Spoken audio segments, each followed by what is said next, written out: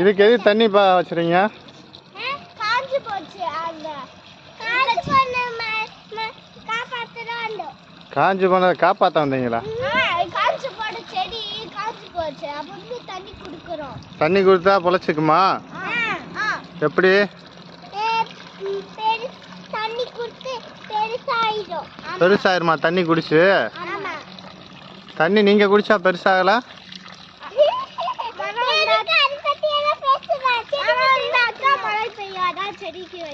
எப்படி?